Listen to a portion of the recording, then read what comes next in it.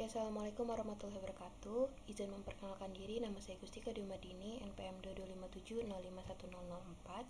Di sini saya akan menjelaskan tentang KNN untuk mengganti presensi pada responsi Artificial Intelligence pertemuan 9.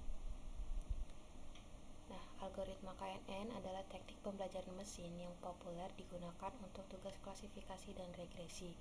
Algoritma ini bergantung pada gagasan bahwa titik data yang serupa cenderung memiliki label baru atau nilai yang serupa. Selama fase pelatihan, algoritma KNN menyimpan seluruh kumpulan data pelatihan sebagai referensi. Ketika membuat prediksi, algoritma ini menghitung jarak antara titik data input dan semua titik data. Contoh pelatihannya menggunakan metrik jarak yang dipilih seperti Euclidean distance. Algoritma KNN adalah salah satu algoritma yang paling sederhana dalam pembelajaran mesin. Meskipun sederhana, algoritma ini seringkali sangat efektif dalam berbagai konteks, terutama dalam klasifikasi dan regresi. Algoritma KNN mengukur kesamaan antara objek dalam ruang fitur dengan menghitung jarak antara mereka.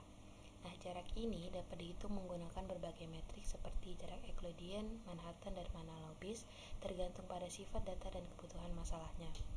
Ketika kita memiliki objek yang akan diprediksi, algoritma KNN mencari ke objek terdekat atau tetangga terdekat dari objek tersebut dalam ruang fitur K. Nah, K adalah parameter yang harus ditentukan sebelumnya dan biasanya merupakan bilangan positif. Nah, nilai K yang lebih rendah dapat memiliki variasi yang tinggi, tetapi bias yang rendah.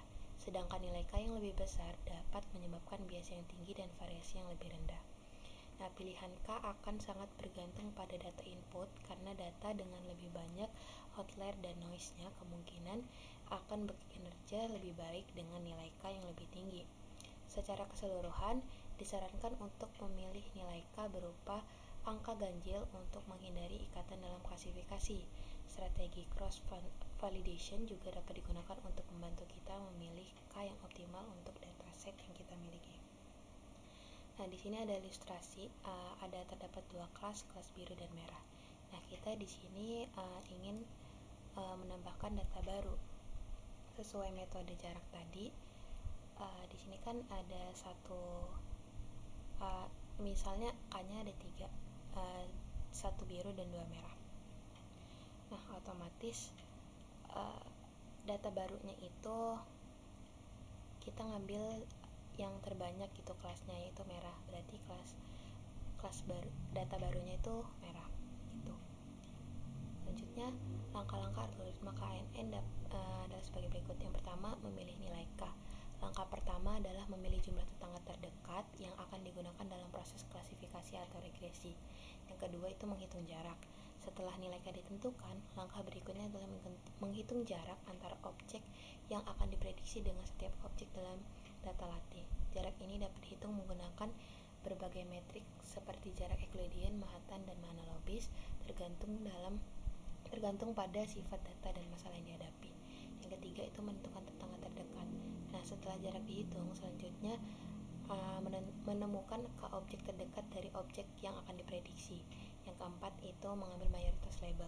Untuk klasifikasi, kita mengambil mayoritas label dari tetangga terdekat tersebut. Sedangkan untuk regresi, kita dapat mengambil rata-rata nilai dari K terdekat. Nah, kita langsung aja ke kodenya.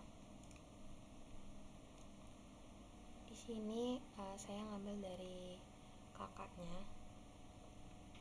Di sini pakai Scalanic Boards, import KNN, terus model selection, trend test speed.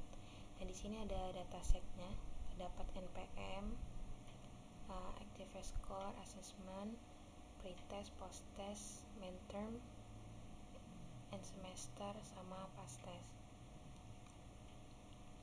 Test score juga. Terus di sini untuk melihat data-datanya, terus diambil dari data 0 hingga 100. Ini untuk ngecek nilai NaN. Di sini nilai NaN ada di activeness score, assessment, pretest, posttest, dan midterm. Nah, kita kita drop, dan ini datanya ini ada 300-an baris dan 8 kolom. Nah, di sini untuk yang di sini minnya itu ada di min 96 dan maxnya ada di 600-an. Dan di sini kita ubah pas non pasnya itu, kalau pas itu jadi 1, non pas itu jadi pas itu 1 dan non pas itu 0. Dan di sini udah berubah jadi